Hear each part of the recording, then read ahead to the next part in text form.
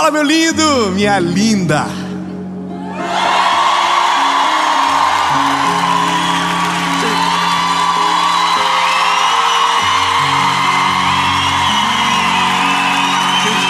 Vocês quase me matam do coração. Por exemplo, fiquei sozinho, do nada. E para você que está aí assistindo a gente, essa é a série Plenitude. Nós começamos hoje e eu tenho certeza que Deus vai falar ao seu coração. Nós estamos em Tubarão, Santa Catarina.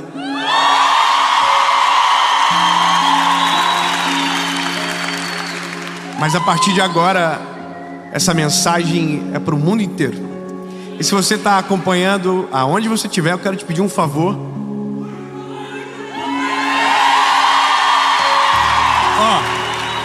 Curte o vídeo, compartilha, comenta. Gente, isso aqui, se não se inscreveu ainda, se inscreve, é rapidinho. Toda segunda-feira, há 4 anos, sem falhar, com exceção do dia que a gente foi hackeado,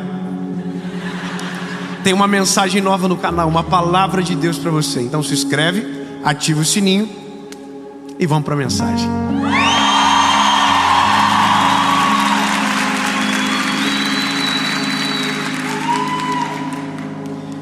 Primeiro Samuel, capítulo de número 1, versículo de número 10. Diz o seguinte: ela, pois, com amargura de alma, orou ao Senhor e chorou abundantemente. E fez um voto dizendo: Senhor dos exércitos, se o Senhor atender a minha aflição da tua serva, e de me lembrares, a tua serva não esquecerá. Se a tua serva ter um filho homem, ao Senhor eu darei todos os dias da sua vida. Amém. Algumas coisas na vida a gente tem muita dificuldade. E talvez uma das principais é esperar.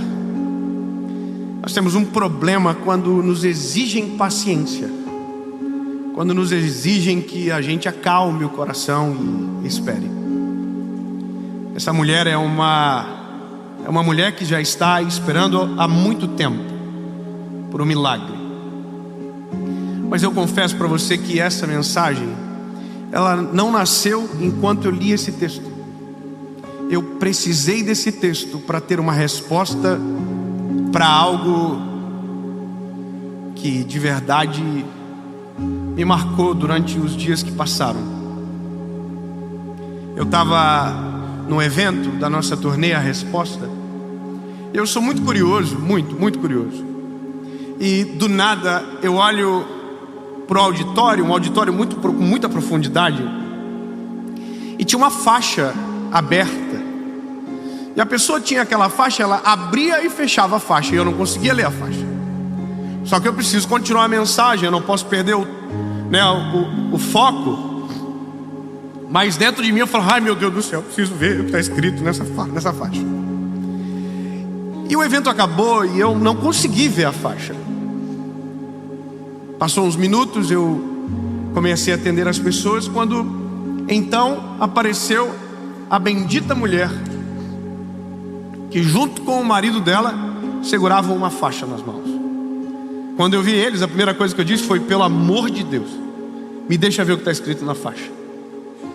E eles abriram a faixa, e na faixa estava escrito: ore pelo nosso milagre. Era simples.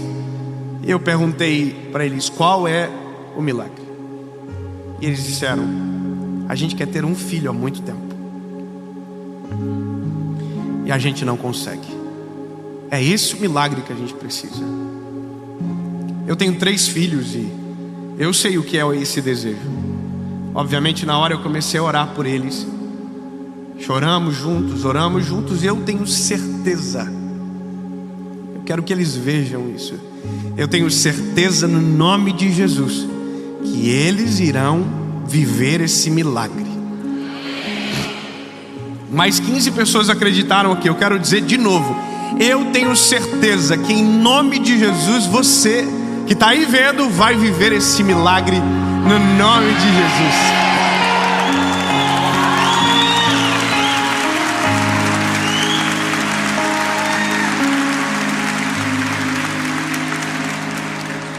E a segunda coisa que aconteceu foi essa semana eu vendo um vídeo na internet de uma jovem, de uma mulher. O nome dela é Fabiola. Ela é famosa, Fabiola Mello. Eu gosto dela, do esposo dela, do Samuel. Mas ela desabafou num vídeo e culminou com aquilo que eu vi. E o desabafo dela foi: parece que Deus está me castigando, porque o meu milagre não chega. E é aqui que eu começo. O que acontece dentro de nós quando geramos uma expectativa para viver um milagre e aparentemente esse milagre não chega? O que acontece com a nossa alma, com as nossas emoções? Porque nós não somos perfeitos. A gente não pode dizer: olha, não, eu descanso completamente e... Não, isso é o nosso desejo. Mas não é sempre que a gente consegue. Eu não sei você, mas tem dia que eu acordo com muita fé, mas tem dia que eu não acredito em mim. Tem dia que eu acordo cheio de alegria, mas tem dia que eu acordo para baixo. Tem dia que eu acordo e eu quero mudar o mundo e eu quero fazer tudo, mas tem dias que parece que não clareiam. E basicamente essa é a nossa realidade. O problema é que as nossas percepções, quando se alteram, nos colocam em alguns equívocos.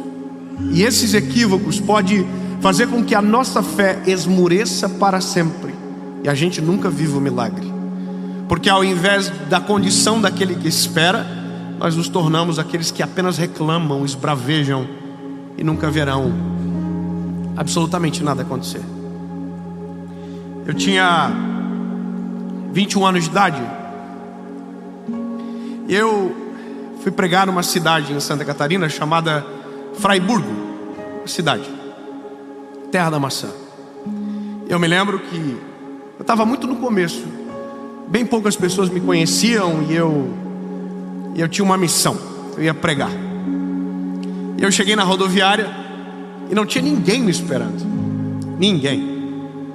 Eu fiquei desesperado, porque naquela época, não faz tanto tempo assim, mas naquela época não era tão fácil, não tinha internet, WhatsApp, a gente tinha que ligar. E naquela época ligar para mim também era um desafio. Ainda bem que tem o 9090. Tem ainda? Vocês nem lembram mais, fala a verdade. Mas olha, eu não conseguia contato com ninguém. E eu fiquei pensando, como é que eu poderia ser achado no meio de tanta gente numa rodoviária? E na época eu era ousado. Eu tinha feito um site. Um site com agenda. E a agenda estava aberta por 10 anos. Quase não tinha muita coisa. Mas a capa do site, eu me lembro da foto. Eu estou com a mão no peito, falando de verdade, com o microfone na mão. E eu comecei a ficar com vontade de colocar a mão no peito e fazer que estava segurando o microfone para alguém me ver e dizer: você não é o pregador do site? Porque eu queria ser achado. Logo eu entendo que existe uma lógica nisso. Posição daqueles que esperam, posição de quem aguarda. Quando a gente lê Atos dos Apóstolos, por exemplo, a Bíblia vai dizer que Jesus derramou sobre eles uma promessa: voltem para Jerusalém e esperem até que do alto sejais revestidos de poder. Veio. Eu preciso derramar até o final comigo. De mais 15. Se tiver mais 15, a gente incendeia o auditório e quem tiver em casa vai pular para trás. Não animou muito, mas tudo bem. Atos capítulo 2, quando começa, diz: estavam todos reunidos no mesmo lugar. Ou seja, estavam no lugar aonde Deus havia mandado. Por que eu estou construindo isso dentro de você? Porque a percepção que precisamos ter é que sim, nós não fomos esquecidos, e que nós não estamos sendo castigados. Eu vou fazer do zero a partir de agora a história da dona Ana, para que você nunca mais esqueça que nenhuma oração que você fez Jesus esqueceu, para que você nunca mais possa pensar em algum momento que Jesus pode ter virado as costas para você e não está lidando com a tua dor, ou está sentindo o que você está sentindo. Pelo contrário, vamos para a Bíblia. A Bíblia é maravilhosa. Tem uma mulher chamada Ana, que não tem filhos, ela não pode gerar, e a Bíblia diz que inclusive o motivo de ela não gerar é o próprio Deus que fechou a madre dela, ou seja, é uma vontade de Deus. E aí, estamos falando de um tempo bíblico onde o homem tinha duas mulheres, e aqui o homem é o Eucana, que tinha uma outra mulher chamada Penina, e Penina é uma bandida. Penina é cebosa. Eu quero que você entenda, se a Penina é aquela que dá indireta na rede social, no grupo da família, entendeu? A Penina, todas as vezes que encontrava com Ana, humilhava ela, tirava sarro dela, porque ela não podia ter filhos. Então durante muito tempo Ana foi humilhada pelo fato de não receber o milagre, pelo fato de não poder ter o que todos tinham, ou todas as mulheres saudáveis tinham. Mas isso não era Deus fazendo, isso era Penina. Nós confundimos as coisas, a gente coloca a culpa em Deus aquilo que é exclusivamente do homem. A gente atribui a Deus aquilo que alguém nos faz, e Deus não tem nada a ver. Essa é a maldade do próprio homem se manifestando, e aí a gente tem que aprender a dividir as coisas. E tem um problema nisso tudo, porque às vezes nós queremos um milagre, não porque queremos de verdade, mas porque queremos esfregar na cara daqueles que nos humilham. Ai, ai. Temos um problema instalado. Algumas coisas que nós oramos muito não são para nós, são para os outros. Nossa, que difícil ouvir isso, né? Tem milagres que a gente chora, mas não é porque a gente precisa, é porque a gente está querendo impressionar alguém. Tem milagres que a gente só quer, porque a gente quer mostrar que venceu, porque a gente quer mostrar que deu certo. Tem milagres que a gente ora que não tem nada a ver com a nossa necessidade, tem a ver com o nosso desejo, tem a ver com o ego. E aí, lindo, oh, que pena, provavelmente não vai acontecer. Eu preciso ser claro com você, porque isso é a palavra. O que a Bíblia me dá é um panorama. Até Penina ter filho, Ana ter filho, ela era humilhada e tinha uma rixa com essa mulher.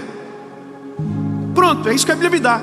A informação é: Ana queria ter filhos, queria, mas ela tem um problema com uma mulher que zomba dela. E ela tem um outro problema. Dentro de casa tem um homem chamado Eucana, que desmotiva ela de viver o milagre, que desencoraja ela de viver o milagre. Porque não sei se você entende, mas às vezes quando a gente não desiste do milagre, quem está do nosso lado desiste do nosso milagre, e nos faz acreditar que a gente está viajando e que aquilo não vai acontecer, e é para a gente colocar a bola para frente. Eu vou te falar uma coisa: quando alguém me apresenta um impossível, eu nunca tenho coragem de dizer que não vai acontecer. Eu só preciso dizer o seguinte: olha, em nome de Jesus, se Ele quiser, tudo pode acontecer.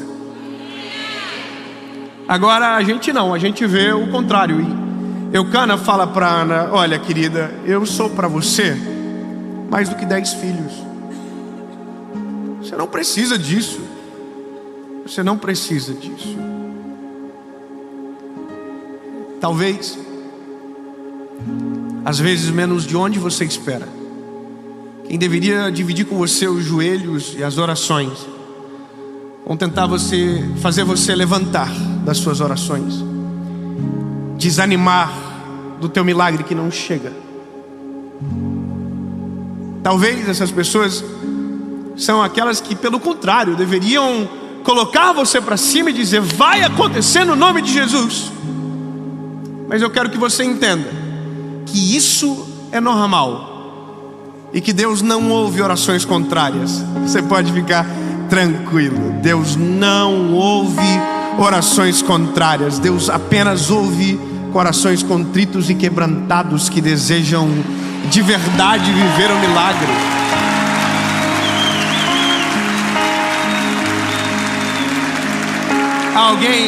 Alguém me disse esses dias: eu vou orar para não dar certo. Se Deus disse que vai dar certo, bebê, pode orar até o quanto você quiser. A Bíblia diz que Deus faz assim, ó. Irmão, quer ver uma parada? Tem homem que briga com a mulher e vai orar. A Bíblia diz que as nossas orações, quando não tem paz dentro de casa, são rejeitadas.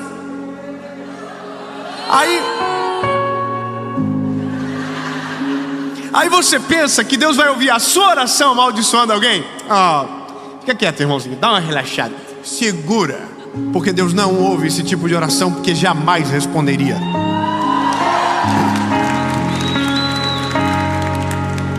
A Ana está com um problema. Tem uma mulher que amaldiçoa ela, tem um marido que desencoraja, e tem um sentimento.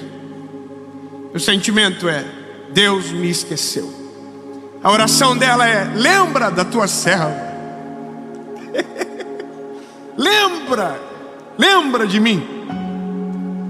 Parece que eu vejo Jesus, e aqui o próprio Deus dizendo: linda, não tem como lembrar de alguém que eu nunca esqueci.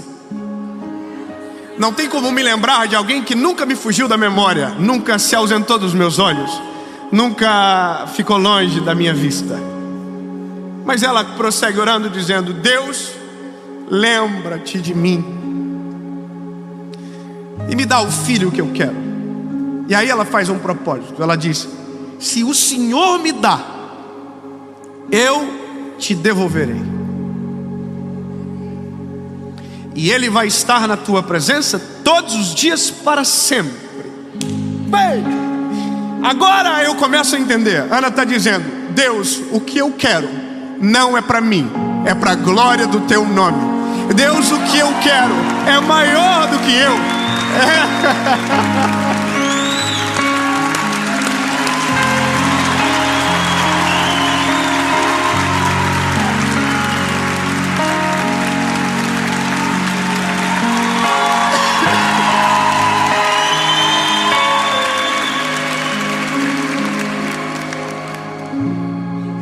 Então, lindo, você precisa saber, Deus jamais esqueceu de você. Ele conhece você, Ele sabe o seu nome, aonde você mora, e não existe nenhuma oração que você fez que Ele possa ter esquecido. E o que você chama de atraso, na verdade, é Deus trabalhando na hora certa. Porque talvez a hora certa para você é hoje, mas Deus sabe qual é a melhor hora. Então, ao invés de questionar a hora, ao invés de questionar quando, comece a celebrar e agradecer, dizendo: Jesus, eu sei que o Senhor não se esqueceu de mim. Eu sei que eu achei graça aos teus olhos, porque a oração de Ana termina com ela dando de cara com o sacerdote. E o sacerdote dizendo: você estava embriagada, você estava chorando, estava falando estranho.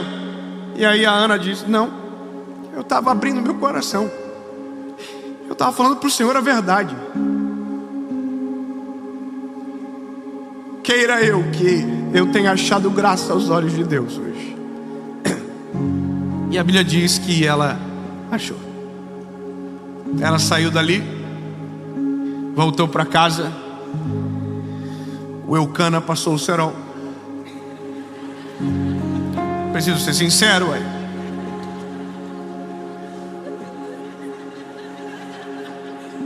E a Bíblia diz que deu certo.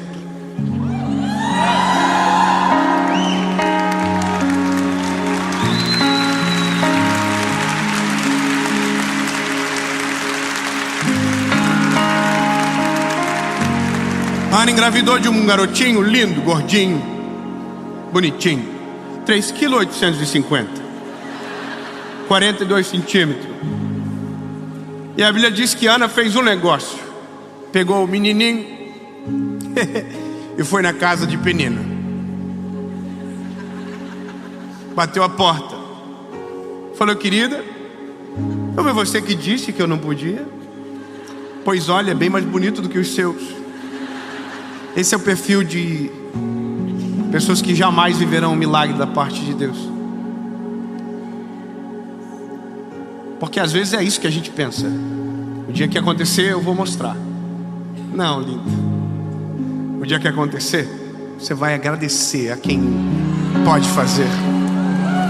Você vai entregar nas mãos daquele que só Ele pode. Porque eu vou te falar um negócio: a nossa geração está implantando alguns sonhos para a gente viver que não tem nada a ver com aquilo que Deus planejou. Há algumas metas que não são, sabe, não são verdadeiras. E a gente está colocando tudo isso na presença de Deus, dizendo: resolva. E Deus está olhando para a gente dizendo: não, querido, tem coisas que se eu fazer, eu acabo contigo. Tem bênçãos que se eu te der, eu destruo você. É um problema, eu sei. Porque agora a gente já começa a pensar que: será que o milagre que eu preciso realmente eu preciso? Será que às vezes não estou orando de maneira equivocada? E será que às vezes eu quero tanto algo e não seja aquilo que eu preciso? Sabe por que eu estou dizendo isso para você? Porque eu já fiz muita oração que eu apresentei para o Senhor a minha vontade, e Deus disse não. E eu louvo a Jesus que Ele disse não, porque vi cenas semelhantes com pessoas que desrespeitaram o não e se autodestruíram. Eu tenho uma história recente agora de um milagre que eu queria e Deus disse não. Não vou fazer. E o pior, na verdade, Deus nem falou. Deus só ficou quieto. Só falou Mas Deus Mas E eu vou te contar um negócio. Não vou entrar no mérito, mas foi um dos maiores livramentos que Deus me deu nesse ano que passou.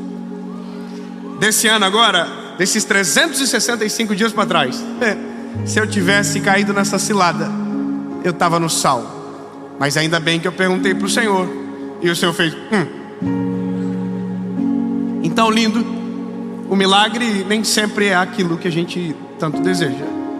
E às vezes o milagre é muito maior do que a gente imagina. Então, para concluir, a Bíblia diz que Deus dá um garotinho para Ana, e Ana não vai para o templo novamente. Como assim, David? Sim, ela não vai. A Bíblia diz que ela espera o garotinho desmamar. É fantástico isso, né? Deus deixou ela curtir um tempinho com o Samuca. O nome do menino é Samuel. E a Bíblia diz que ela falou para Eucana: Eucana, esse ano você vai e eu vou ficar até que ele desmame. No próximo eu vou e entrego. E no próximo ano, o garotinho estava pronto para ir. Você consegue imaginar isso? Que quando nós recebemos algo do Senhor, aquilo nunca será nosso? Eu preciso que você entenda: nada que Deus dê para o homem é do homem. Tudo que Deus dá para o homem é do seu reino. Eu vou melhorar. Deus me deu a possibilidade de falar para milhares de pessoas, certo? E esse dom não é meu. Esse dom é para a glória de Jesus. Esse dom é para nós. Não tem a ver comigo, tem a ver com Ele. É maior do que eu, é Ele.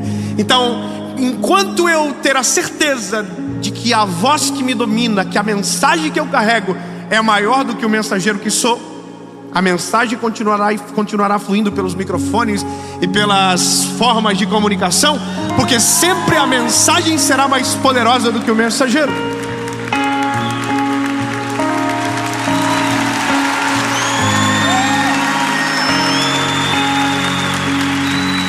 O milagre não era de Ana. E agora eu termino. O milagre, é verdade, era de Davi. Como assim? Oh, que doideira. Do nada. Na verdade, o milagre não era de Ana. O milagre era de Israel. Como assim? Eu vou dizer. Enquanto Ana orava por um filho, Israel orava por um sacerdote. Eu vou te refrescar a memória. Eli é o sacerdote, Ofni e Finéias são seus filhos, e a Bíblia diz que a casa de Eli está em declínio.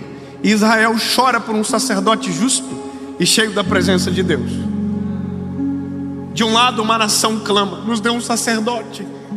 De outro lado, uma mulher de joelho diz: me dá um filho.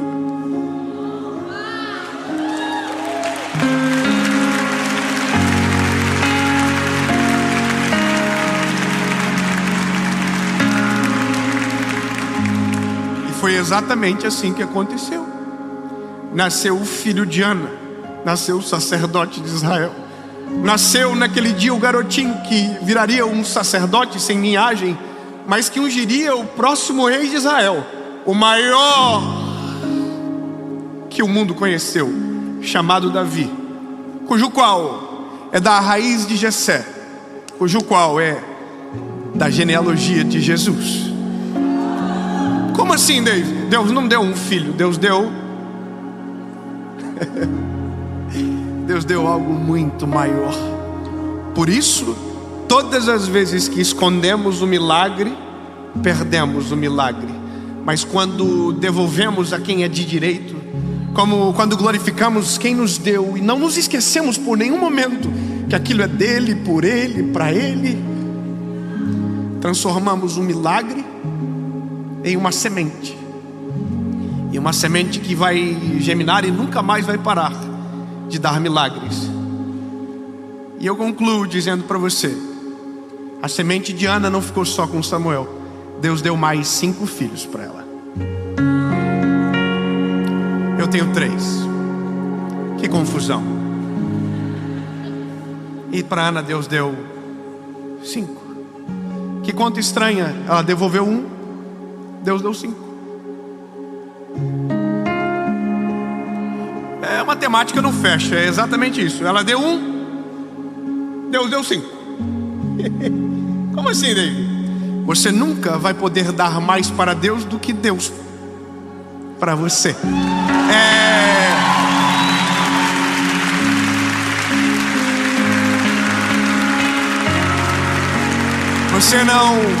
Você não tem condição de pagar pelo milagre, porque o milagre sempre será maior. Não esqueça, Deus sempre vai além da nossa capacidade de pensar, imaginar e sonhar. E por isso que se chama milagre.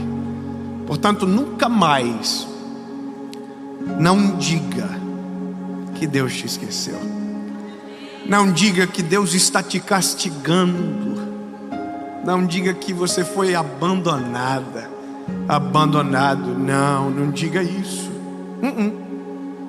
Porque isso é impossível. Deus não abandona ninguém. Deus não esquece de ninguém. E como eu provo isso? Bom, é porque eu sou um milagre de alguém que Deus não esqueceu, de alguém que Deus não rejeitou. E de uma semente nascerão outros milagres. E enquanto a compreensão for essa, os milagres nunca irão parar. Fique com uma fala no teu espírito todas as vezes que uma voz dentro de você dizer: Deus te abandonou. Diga para você: Ele nunca vai me abandonar. Quando uma voz dentro de você dizer: Ele te esqueceu, diga dentro de você: essa batalha ela vai acontecer. Diga: Ele jamais me esquecerá. Porque se eu, que sou fraco, pecador, não esqueço dos meus filhos, quanto mais o Senhor esquecerá de mim. Lembre-se, Deus não te esqueceu. A dor da espera acaba.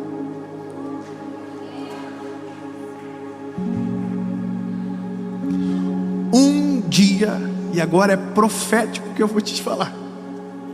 Um dia, todas as lágrimas, todas as noites sem dormir, todas as angústias, todas as dores causadas pela espera serão apagadas de uma só vez. Porque quando o milagre chega, tudo o que aconteceu antes não tem mais sentido. Porque existe uma vida antes do milagre e outra depois do milagre. Então se prepare para que tudo aquilo que você está passando agora, amanhã, se torne um testemunho para a glória de Jesus.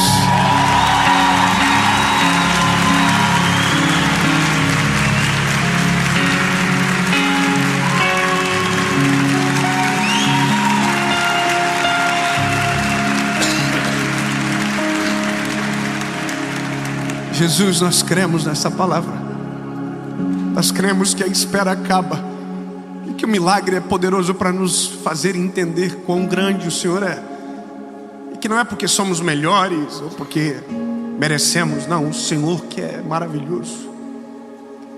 Tudo que o Senhor fez é incomparável com a gente. É maior, Jesus, e somente o Senhor pode fazer. Então, príncipe da nossa vida, faz um milagre em nós, para a glória do teu nome. Faz um milagre, Senhor Jesus, por esta mãe que ora por um filho há tanto tempo. Faz um milagre, Senhor Jesus, por aquele que está no hospital agora, deitado, sem condição de sair. Faz um milagre para a glória do teu nome, Jesus. Jesus, restaura famílias para a glória do teu nome. Porque eu entendo que o milagre não é nosso, o milagre é para a tua glória. Em nome de Jesus, amém.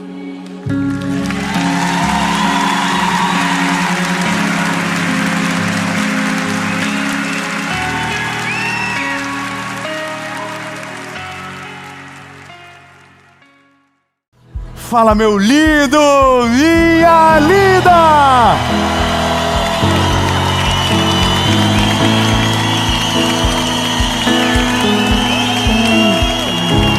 Ninguém tá cansado, todo mundo animado.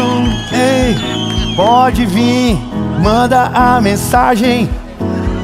Ninguém tá cansado, todo mundo animado. O que Deus está falando. Pode parar de cantar, começa a pregar, não inventa moda. Me chama pra batalha de rima que eu vou. Ei, irmão, Provérbios 21:5. Amém. Estamos gravando. É que quase 11 horas. O povo aqui de Curitiba é sinistro. Tem que respeitar Curitiba. Oh, meu Deus. Ei, lindo. A próxima cidade vai ser Joinville. Orem por Joinville para que haja o mesmo ânimo que repousa sobre Curitiba. Ei, lindo, vamos começar aqui. Recado importante. Primeiro, curte o vídeo. Curte o vídeo, comenta, compartilha, ativa o sininho.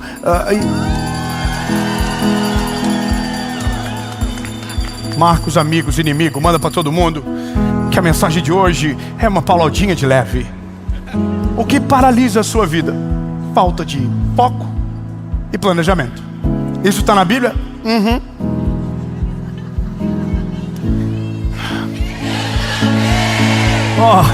Entra na nossa comunidade do WhatsApp. É só você clicar no link que está aí embaixo. Eu vou estar ansioso de pregar essa mensagem logo.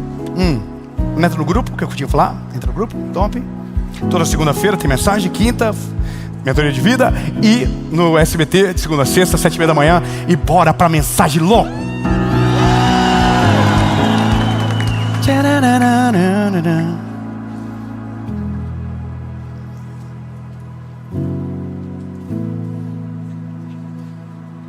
Provérbios 21.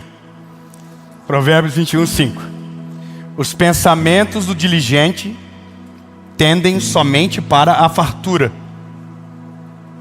mas os de todo aquele que é apressado somente para a necessidade.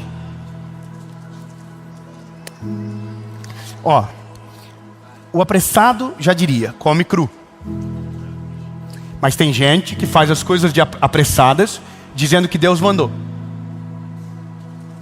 E depois eu que sou o culpado. Ah, porque você falou que eu ia viver. Falei, mas não falei quando. Profetizei, mas não disse quando. Declarei, mas não sei qual é a palavra de Deus para você. Tudo parte do pressuposto que Deus precisa ter uma direção que antevém as nossas decisões ousadas.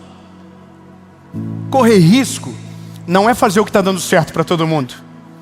Correr risco é fazer o que Deus tem para você, mesmo que não faça sentido de acordo com a sua realidade. Quando eu olho para o texto da palavra, Provérbios é um livro de sabedoria. E ele diz uma coisa: o diligente sempre vai apontar para a fartura. É como se ele estivesse dizendo basicamente que o diligente raramente erra, que o diligente raramente quebra, que o diligente raramente bate com os burros na água para ser mais popular. Agora, o apressado, o ansioso, mesmo na vontade de Deus, ele cai em ruína.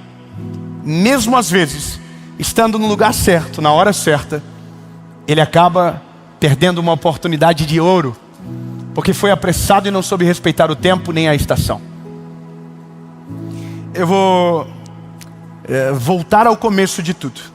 Lá no começo, ou o cerne de tudo é o que paralisa a nossa vida, o que traz ruína para a nossa história. E se você lembrar algumas mensagens atrás, eu falei que a falta de fé, ela paralisa a nossa vida. Mas aqui vai parecer um pouco estranho, porque talvez em algum momento a leitura que se faça é: o excesso de fé pode colocar você na ruína. Mas não é isso que eu estou falando e não é isso que será dito. Eu vou clarificar para que ninguém isole o ponto e crie um argumento negativo sobre o que eu vou dizer. A fé, ela é ousada, ela é extravagante, ela é absurda. Mas se Deus não estiver no centro da tua fé, ela vai te colocar à vergonha. Porque nós oramos muito e às vezes não recebemos nada. E a Bíblia diz o motivo: porque vocês pedem errado, pelos motivos errados, pela razão errada. Então tem coisas que a gente faz pensando que Deus está nos impulsionando e que nada mais é o nosso ego levando a gente para esse lugar. Quando eu estava dentro daquele prédio da associação que eu disse para você, o meu maior temor não era nem Deus não fazer, era eu ter feito pelo motivo errado. Meu maior temor não era Deus não trazer o recurso, era eu ter ido para um lugar aonde o meu ego me levou e não a direção de Deus. O pesar da vida de alguém que se lança ao abismo é se lançar num abismo onde Deus não vai colocar a mão, porque Ele não estava te mandando para aquele lugar. É entrar numa tempestade aonde Ele não vai entrar com você. É caminhar por cima das águas de um lugar aonde Ele não te chamou para cima das águas. Por isso que a diligência é o que prescreve o plano perfeito. Quem é diligente tem a palavra, mas gera o combustível na oração e no jejum. Antes de se mover, ele faz prova com Deus. Ele se envolve mais profundo. Ele aumenta o nível de intimidade. Ele busca resposta, prova e contraprova. E a Bíblia diz que isso é bíblico. Façam prova de mim. Mas não é façam prova de mim para ter o que vocês querem. É para conhecer a minha vontade e se de fato a voz que ouve é a voz de Deus te chamando. Então agora entenda. Nós temos milhares de vozes. E vozes positivas são maravilhosas. Mas nem sempre o caminho que é bom para todos é bom para nós. A diligência prescreve temor em tomar decisões. E eu vou te dizer como isso funciona na prática. Quando Deus aparece, quando Deus fala, quando Deus usa um profeta, quando Deus usa sonhos. Essa mensagem, não é que ela não venha completa, mas ela normalmente te aponta o destino, mas nunca te prepara para o processo. Ela diz aonde chega, mas não diz como vai. E o como vai é a prescrição do diligente. É aquele que olha de longe o inimigo e procura as armas certas para não entrar no campo de batalha e ser envergonhado. Mesmo que você tenha certeza que Deus está com você. Não faz sentido te faltar pedras na aljava, nem flechas com você. Me interessa muito a história de Davi, por exemplo. Davi olha o gigante Golias e ele a acertou com uma pedra, mas com ele haviam 5 pedras. O diligente sempre está preparado para os revés da vida. Ele sempre está preparado para viver um novo nível. Mas se a escada não avançar o degrau, ele já está preparado para que, se aquilo aconteça, não acabe com ele. Eu vou, de verdade, explicar melhor isso aqui. Eu vou tentar. Todas as coisas que Deus promete, cumpre, e Ele é fiel para isso, exigem desafios da nossa parte. Primeiro, escolhas radicais. Abrir mão de algumas coisas é isso às vezes, o pressuposto. Deus, quando dá uma missão, Ele é poderoso para fazer tudo. Mas Ele sempre vai exigir de você que você tome algumas decisões que te apontarão para esse lugar.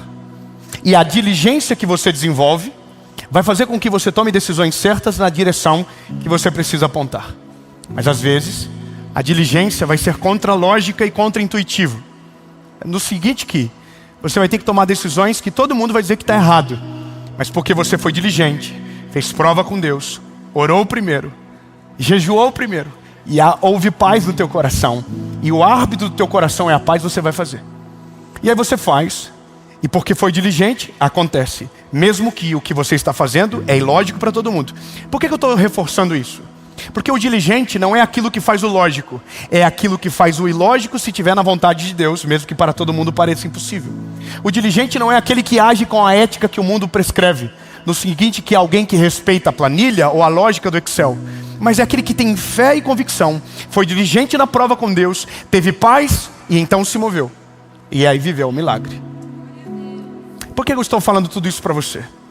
Porque a fé não nos torna irresponsáveis. A fé não nos torna imaturos. A fé não nos torna um trem desgovernado. Não, a fé nos coloca no eixo. Nos coloca no centro da vontade de Deus. E quem está no centro da vontade de Deus, mesmo que pareça loucura para todos, lá dentro a convicção é plena de que o caminho está certo. Mas só vive isso quem é diligente.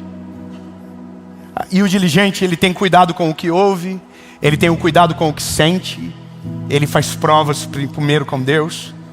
E aqui a gente restringe a nossa vida a muitos fracassos desnecessários. A minha vida, eu sou um garoto, você já sabe, e disse já que passou por vários testemunhos, e que esses testemunhos refletem em algum momento na nossa mensagem. Mas em algum momento a gente fica descoberto nas nossas emoções e pensa que agiu de maneira equivocada, porque teve fé demais. Isso é normal do ser humano. Mas de uma coisa é certa: quando você sabe que Deus está no controle, você pode fazer o que Ele está falando para fazer. Eu me lembro que quando eu tinha 21 anos, 26, quando o João foi nascer, 26? 27. O João nasceu, eu fiz 27. Ou não, fiz 28. Tu tinha 27. Então eu tinha 28. Por quê? Vamos discutir agora. Quando meu filho estava prestes a nascer, a gente recebeu uma palavra sobre o futuro dele. E no dia que nós recebemos essa palavra, a gente ignorou ela, porque era totalmente contra o nosso planejamento. Eu vou ser bem superficial para não demorar tempo, mas a gente foi totalmente contra essa palavra, totalmente contra. A gente olhou um para o outro e falou: não tem sentido, isso aí a gente não tem condição, não tem como, não tem como. E a vida seguiu, a gestação seguiu. 2 meses, 3 meses, 4 meses. Na época, eu trabalhava numa emissora de rádio na minha cidade, eu era radialista. Eu trabalhei 7 anos com rádio. 4 anos como voluntário, 3 anos como contratado. E eu amava a rádio. Amava, era apaixonado pela rádio. Mas sabe aquela irmã do ciclo de oração, que ora mais do que deveria, que ouve Deus mais do que todo mundo? Uma dessas velhinhas um dia me encontrou na beira do caminho e disse: um dia, o que você ama fazer agora será apenas o teu hobby, porque você não vai continuar. Só que eu amava aquilo. E eu sonhei tanto com aquilo, eu me esforcei tanto. Eu era voluntário dessa emissora e eu não ganhava um centavo. E eu tinha um programa que era perto da meia-noite. Eu nunca faltei um programa. Eu chegava cedo. Tinha uma época que não haviam me dado a chave da rádio. Eu ia para a porta da rádio sem chave. E às vezes a pessoa esquecia, mas eu ficava lá durante o programa inteiro, sentado na porta do portão da rádio.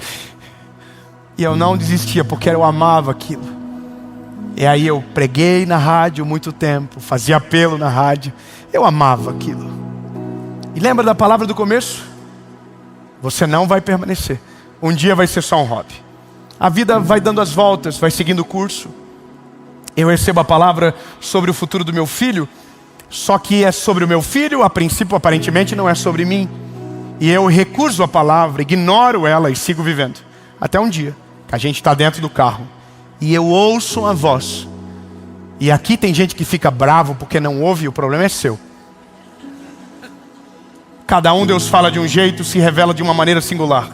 Não significa que é assim comigo, vai ser com você. Mas comigo foi assim e eu não tenho o que fazer. Eu ouvi uma voz e a voz disse: não desobedeça. Sabe, claro, o teu filho tem que nascer lá.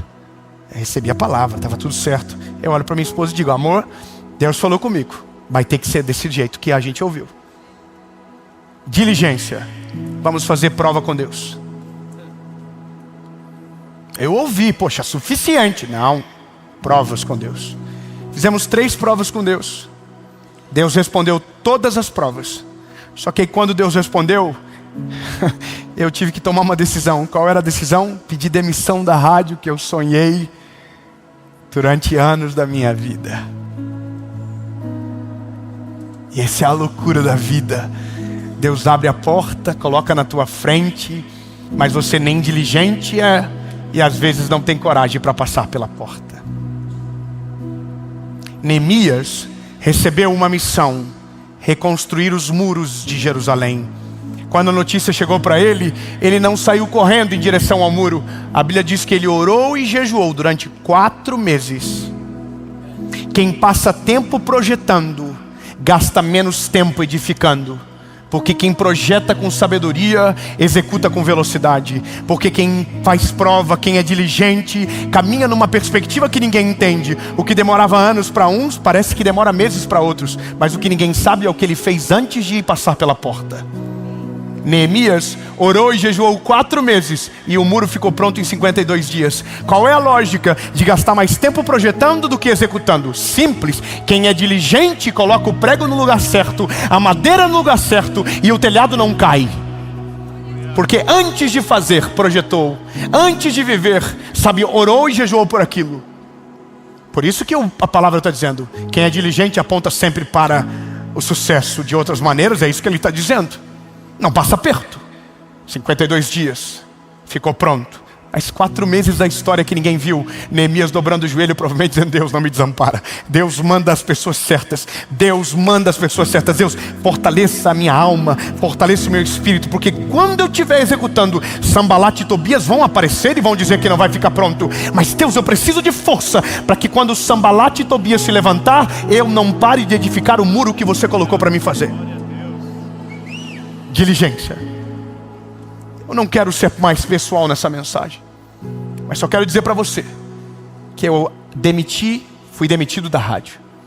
Pedi para eles ter a misericórdia de me demitir, para que eu tivesse fundo de garantia e seguro-desemprego. O dia que eu abri mão, na minha família o boato era: que tristeza, perdeu a maior oportunidade da vida dele. Mas não era a primeira vez que eu estava tomando uma decisão dessa. Não era a primeira vez. Eu tinha 6 meses de seguro-desemprego. Tinha um filho para nascer.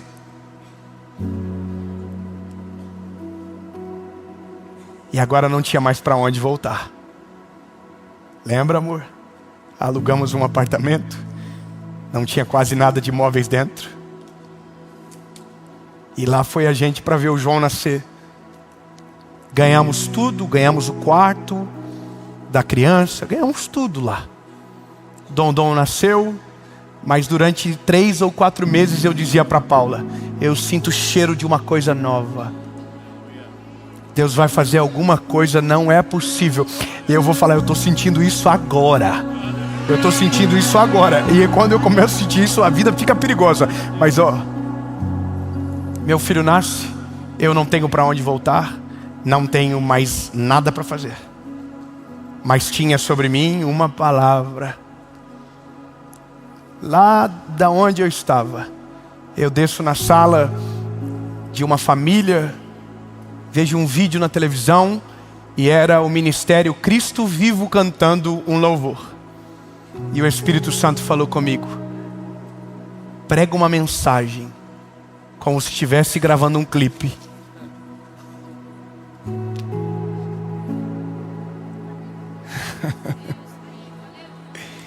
Faz de um jeito que ninguém fez para alcançar quem nunca alcançou. Eu entro dentro de um carro e fico 3 horas no trânsito. E Deus me dá 10 mensagens. Eu escrevo todas elas no meu caderno. Volto para dentro da casa onde a minha esposa estava com o João e digo: amor, Deus me deu algo que está diferente. Pego o telefone e ligo para o Nicolas, que está aqui gravando, e digo: Nick, estou voltando e preciso gravar um projeto. E o Nick falou: vamos gravar. Quanto, Nick? Lembra do valor, R$1.800. Parabéns, Nick.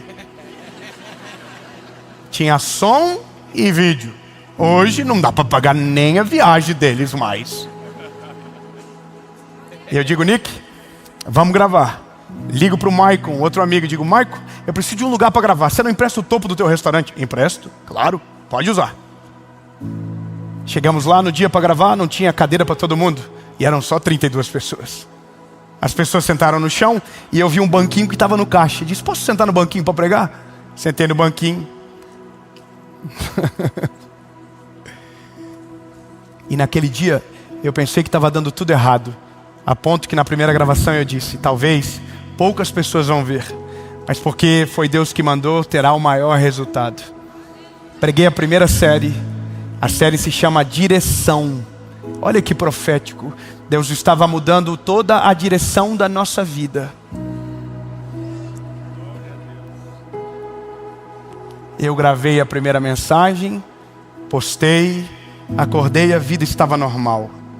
Postamos a segunda mensagem, uma segunda-feira depois.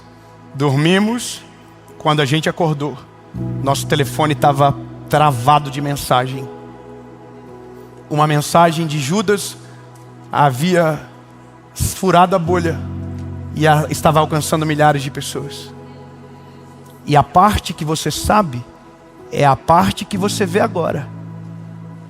Essa é a questão de quem não conhece a história inteira.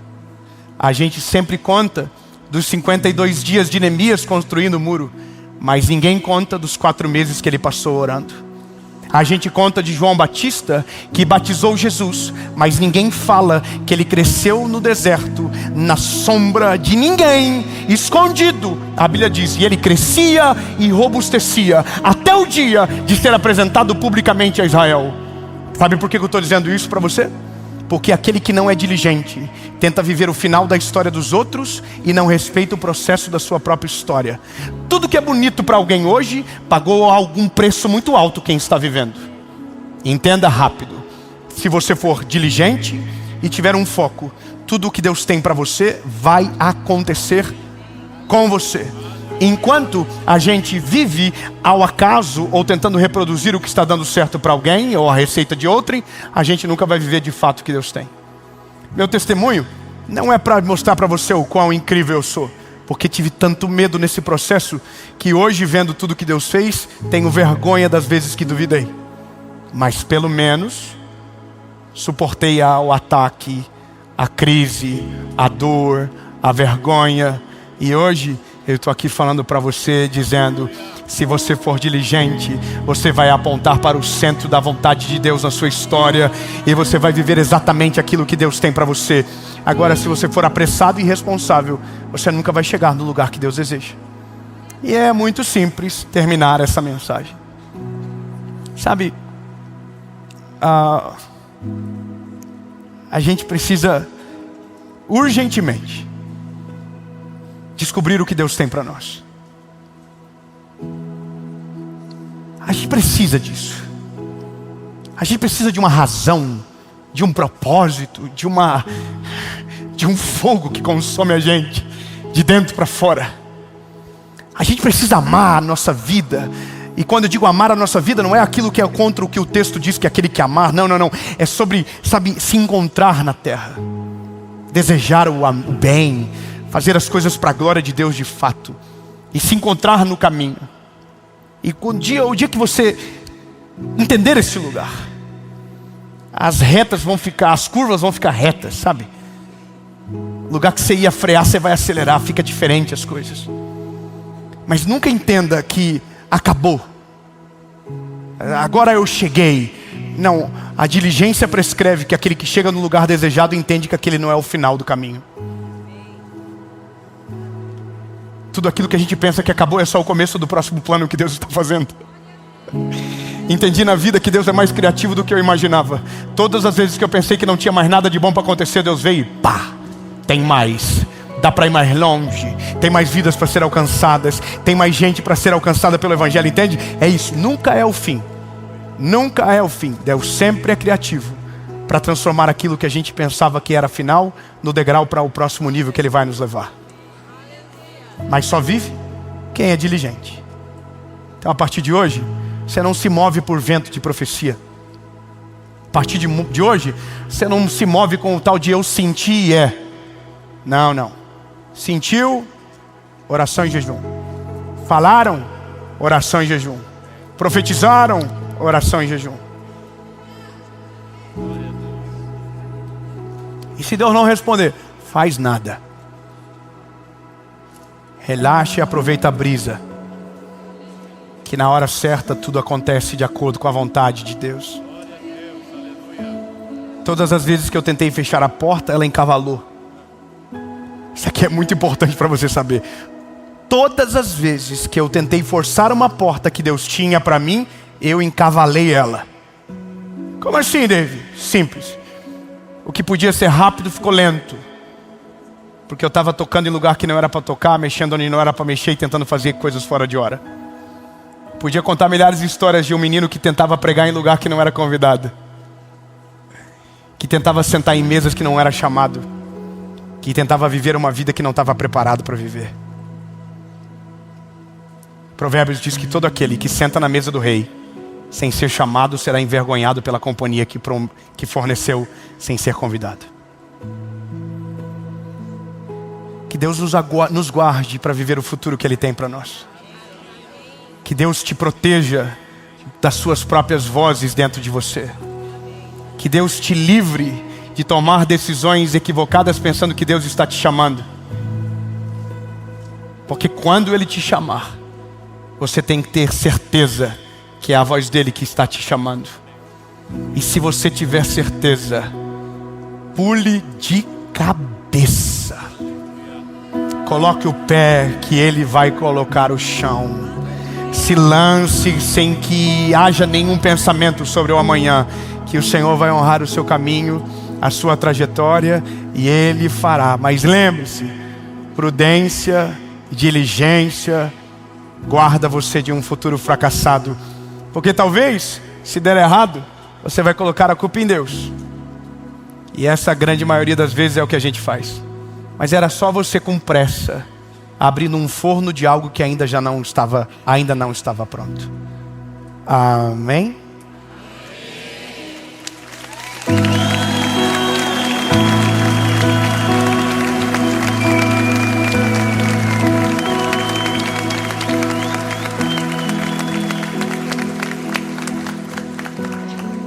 Jesus, muito obrigado pela noite de hoje.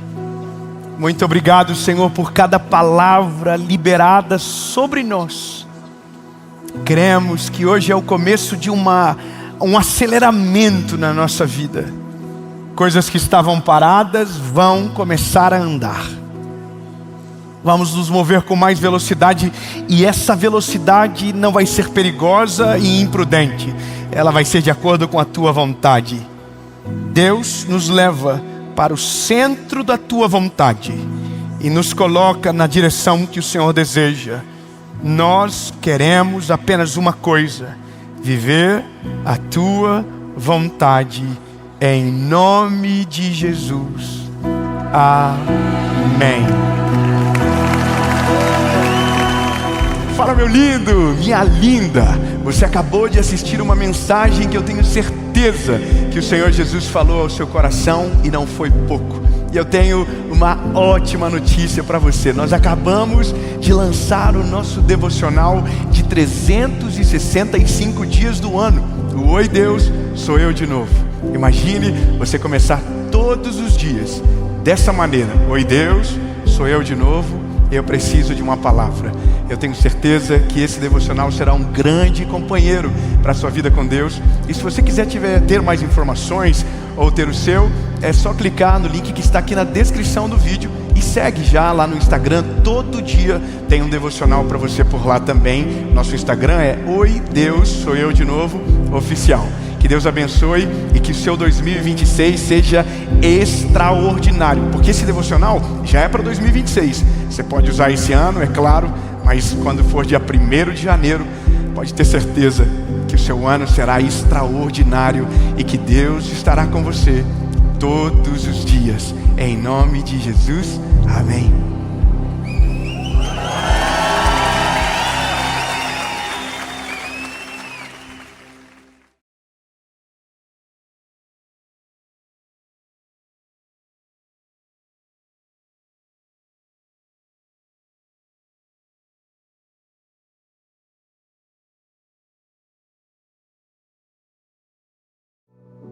Fala, meu lindo, minha linda, que bom que você chegou.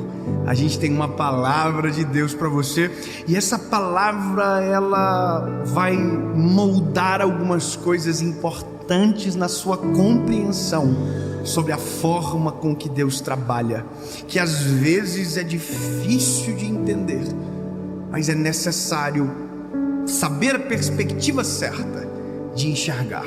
Mas antes, eu quero te pedir um favor muito importante. Curte o vídeo. Se você ainda não é inscrito no canal, se inscreva. E depois comenta, deixa o que você foi abençoado, indica para alguém essa mensagem. E não esqueça, toda segunda-feira, 7 horas da manhã, a gente tem um encontro aqui no canal. Vamos pro vídeo?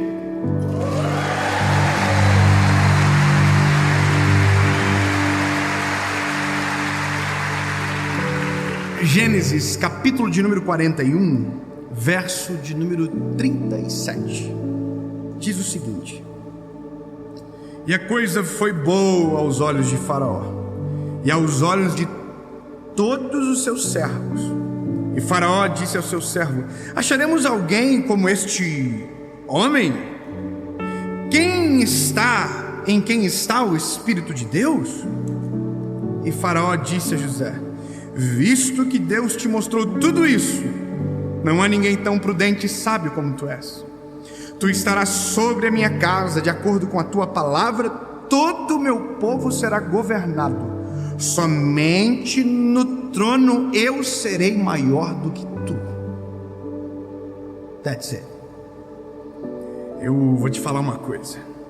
A forma cujo qual Deus nos direciona, na maioria das vezes, são por demandas que são percebidas no meu convívio, ou nas mensagens que chegam, nos aconselhamentos que fazemos, nas perguntas que chegam na hora certa, e que a resposta é uma explosão de Deus no nosso entendimento, faz a gente compreender coisas novas e às vezes nos faz ficar até um pouco ainda confusos.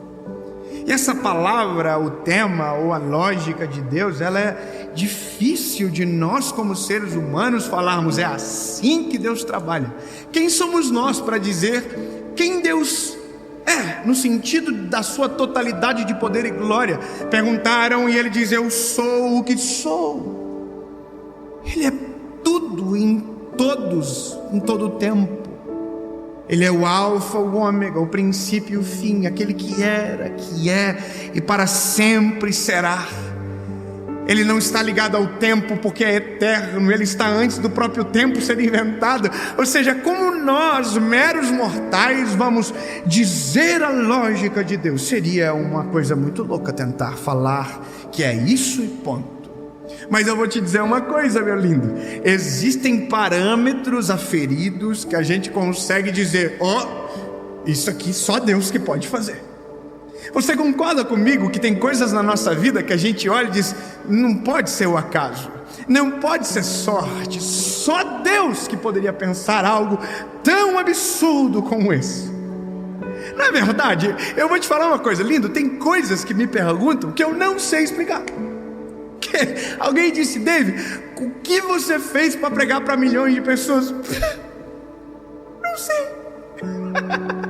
Irmão, eu sou um ignorante. Tem gente que fala 1000 vezes melhor do que eu. Tem gente que sabe milhões de vezes mais do que eu. Vai entender. Aí talvez para alguém pode ser um erro. Para mim eu digo: só Deus para fazer um milagre desse. Porque eu durmo comigo, irmão. Eu acordo comigo, eu sei o defeito de tudo. Eu só não conto para vocês, senão eu ia ter muito inimigo. E se você contar os seus para mim, eu também ia ficar com raiva de você. Porque a gente é falho. A gente é ser humano. A nossa batalha é para que Jesus aplaque em nós a nossa carne. É isso que fazemos todos os dias. Porque se nós fôssemos tentar viver sem Jesus, não ia dar certo. Irmão, não existe um pregador do evangelho sem Deus no centro do evangelho. Se você tentar pregar sozinho, não vira. Se você tentar fazer sem Ele, não dá. Se eu tentar gravar uma série sem a direção dele, eu passo muita vergonha. Então no final eu olho e digo: só Deus que pode fazer. Mas essa resposta às vezes não é suficiente para as pessoas. E eu vou te falar, a gente tem alguns aspectos e parâmetros humanos que a gente tenta colocar em Deus e que nunca vai dar certo. Uma das frases que eu ouvi esses dias e que fez nascer essa palavra no meu coração foi num momento de conversa com um amigo, um colega de ministério. E ele disse para mim: Dave, eu estou numa fase difícil do ministério. Eu falei: meu irmão, que deu? Ele falou: eu cheguei numa fase, numa etapa que eu não tenho mais para onde ir ou o que fazer. Eu fiquei olhando, ouvindo. Ele falou: eu estou em crise, eu não tenho para onde crescer. Eu cheguei no limite, no que eu podia, eu já estou no limite. Aí eu falei: sério? E ele falou: eu estou tentando, eu quero que você me ajude, que você me aconselhe a encontrar um outro caminho. Porque se eu mudar na posição que estou, na instituição que estou, não vai ser um upgrade, vai ser um downgrade. Você entendeu o que ele acabou de dizer? Porque nós vemos na vida assim: existe upgrade e existe downgrade. Se você sobe e cresce na vida, você diz que isso é um upgrade. Agora, se você recua, você diz que isso é um downgrade. Então quando a gente recua, a gente pensa que isso não tem a ver com Deus, não é verdade? Sim ou não? Então a gente pensa o seguinte: bom, se Deus entra na história, não vai ter como eu recuar. Alguém diz: foguete não tem ré. Esses dias um amigo meu falou um negócio desse, eu coloquei no Google: tem um foguete com ré sim. Tá aqui, eu mandei para ele, só para provocar. Óbvio que eu entendi o que ele estava querendo dizer. Mas se eu te falar que na lógica de Deus não existe downgrade, apenas upgrade, você vai ficar confuso. Como assim, David? Significa que tudo que Ele faz é bom para nós, e que até quando é downgrade para nós, é upgrade para Ele, porque Ele sabe o que está fazendo e é perfeito na decisão que toma.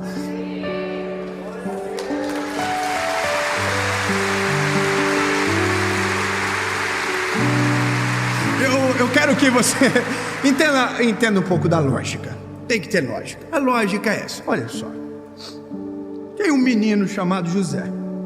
O José é top. Eu já preguei de José várias vezes. Você já ouviu falar de José várias vezes? Eu amo José. O José é top, é maneiro, é bonitinho. É um top. A vida do José é uma delícia. O José é o segundo filho, o penúltimo filho, segundo de trás para frente. Não dá para admitir o erro agora. Vamos continuar. Não, peraí, vamos encerrar o ciclo. Eu errei. Desculpa. Vamos para frente.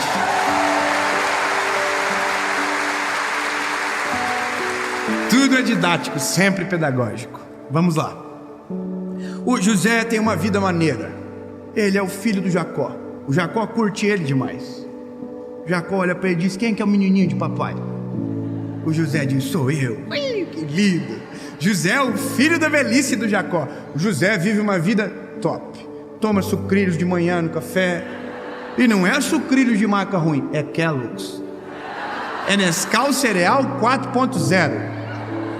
O José tem uma capa que ninguém tem. José ganhou do Jacó. Jacó falou: filho, tá aqui uma capa maneira para você. Todos os filhos ficam assim: nossa, por que eu não ganhei? A vida do José é um sonho. O José acorda de manhã, o paizinho dele fala: oi lindo, tudo bom? Precisa trabalhar hoje não? Tô brincando, esse era um sonho nosso quando era adolescente. Mas a vida do José é muito maneira. Aí um dia Deus dá um sonho para ele. O sonho é tão incrível. O sonho é o sol, a lua, as estrelas se prostravam, os feixes se prostravam. E aí o José teve um sonho. Nossa! E contou. Ó, a vida do José.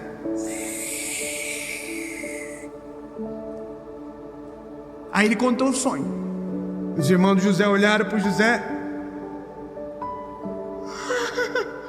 Tá achando que é quem? Tá se achando, vem cá. Ó, pegaram José e tentaram assassinar José. Desistiram. Rubem não deixou. Aí tiveram uma ideia: então não vamos assassinar, vamos vender. E aí venderam José. E José virou escravo.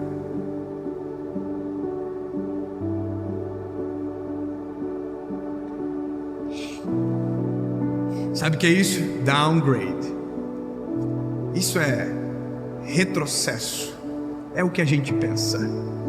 Existem momentos na nossa vida que Deus nos fará recuar, e vai ser difícil de a gente entender. Existem momentos da nossa vida que Deus vai segurar a gente, e não vai só segurar, vai puxar a gente para trás.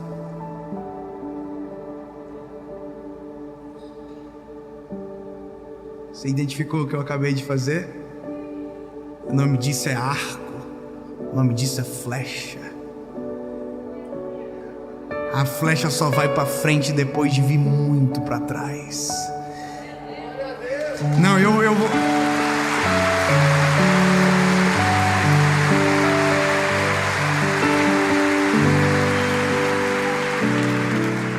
Eu sei que é difícil engolir uma dessa, irmão. A gente engole em seco,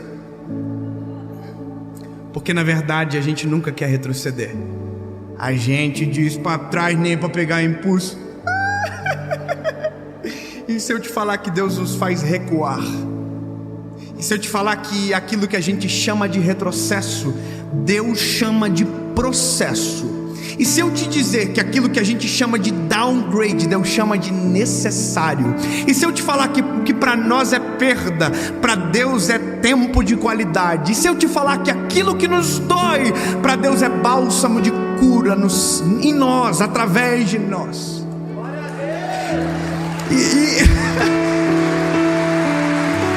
O que Deus estava fazendo com José era tirando o menino do Nescau Cereal de cena.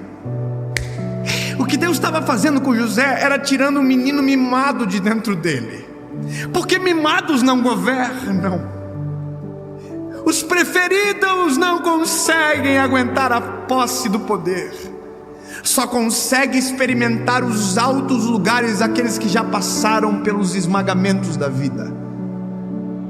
Lindo, perceba que é nítido quando alguém que não teve os dias difíceis nunca, apenas viveu os dias bons, você percebe que há arrogância na grande parte deles, porque eles não sabem o que é dia mau, eles não sabem quanto custam as coisas, e eles riem de coisas que não tem graça nenhuma. Quem passa pelo processo é habilitado para chegar em qualquer lugar da vida.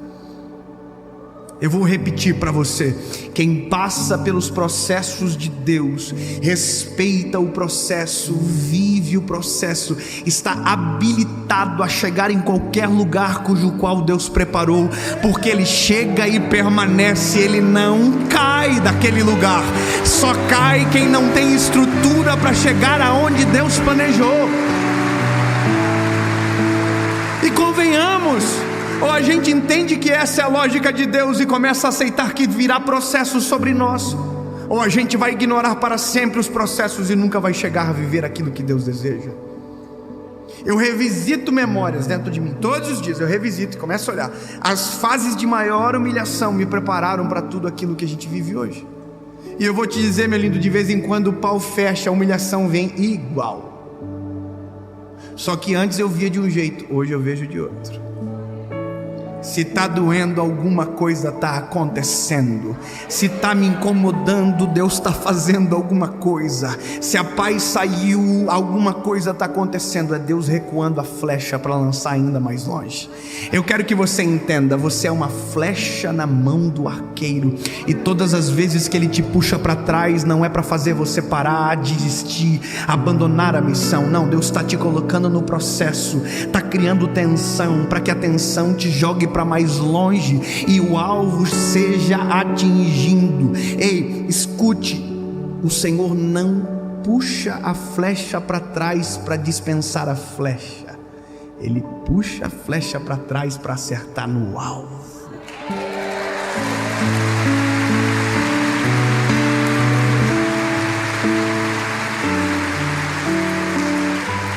Aí eu olho para José, né? Tadinho do José.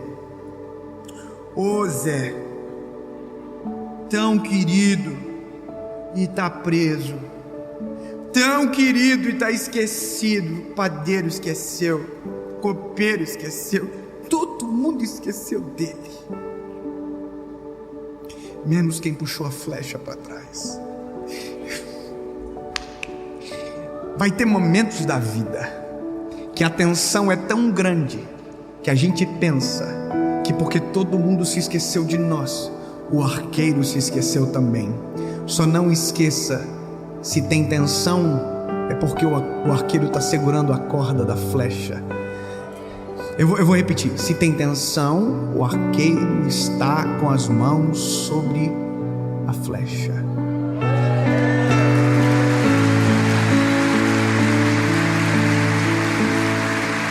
E se eu fosse você, só se eu fosse você, eu ia dizer: Jesus, eu não estou entendendo nada, mas se puder, puxa mais.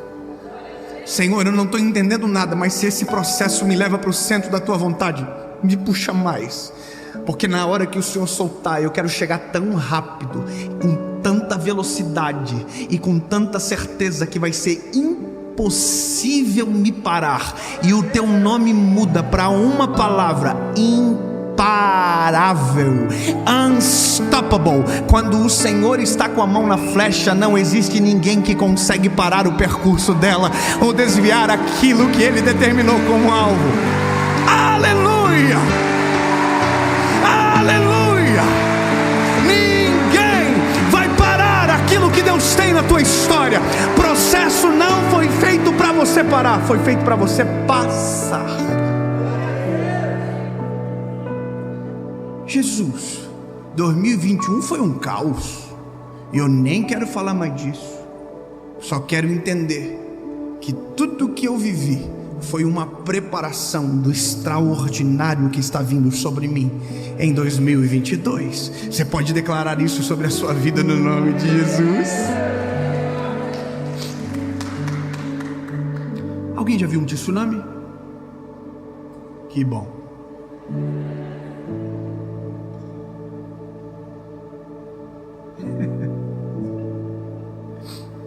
Ai, Jesus. Ninguém viu mesmo? Não. Que bom. Eu vou te contar um negócio. Essa perspectiva, ela é bíblica.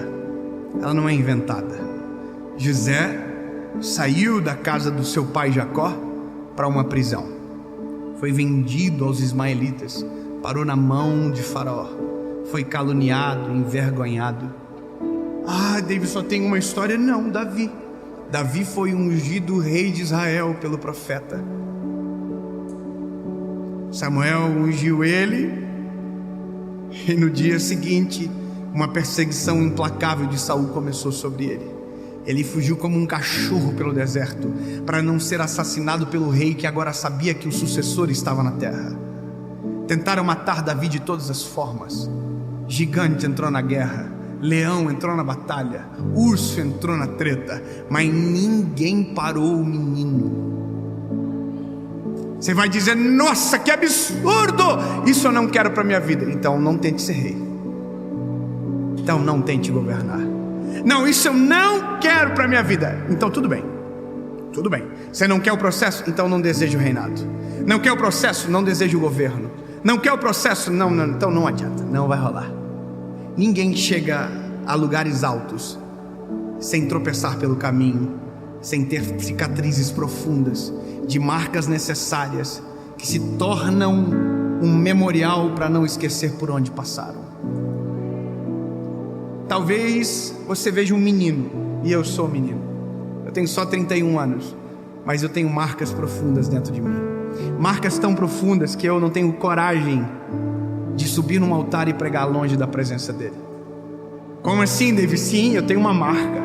Eu tenho uma marca porque já tentei fazer e eu nunca mais esqueci da vergonha que eu passei.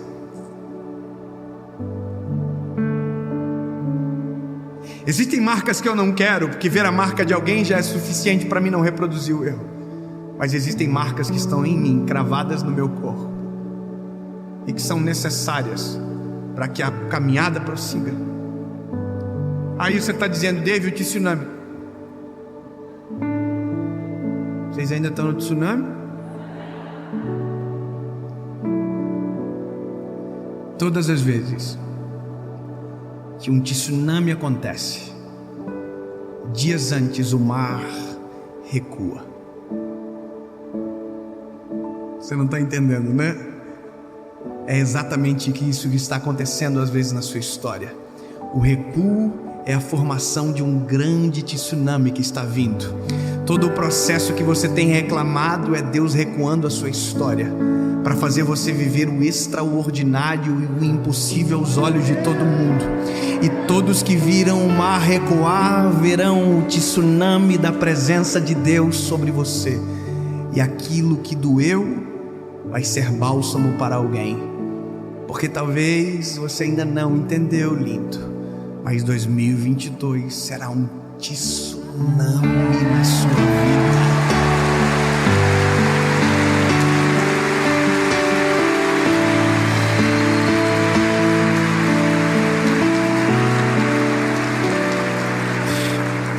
Eu quero declarar em nome de Jesus que o que o Brasil viveu em 2020, o que o Brasil viveu em 2021,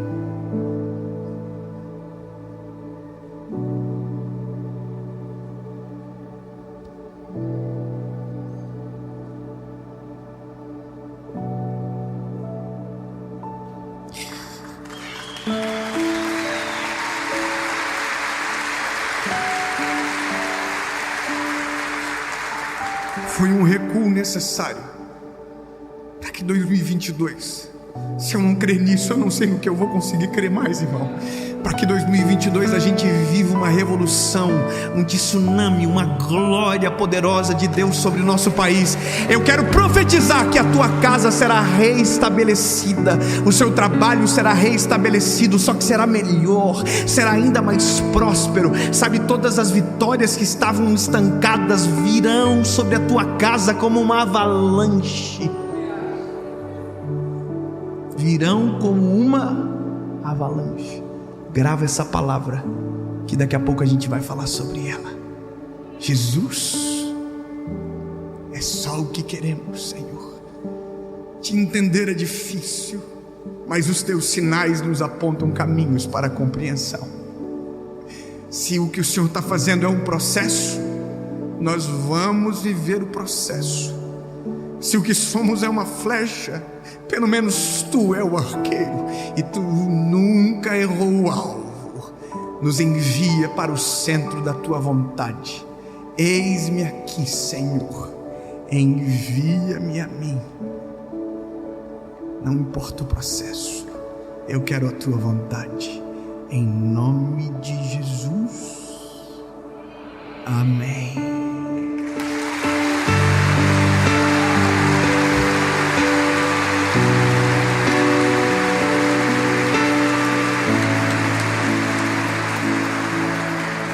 Eu normalmente acabo agora.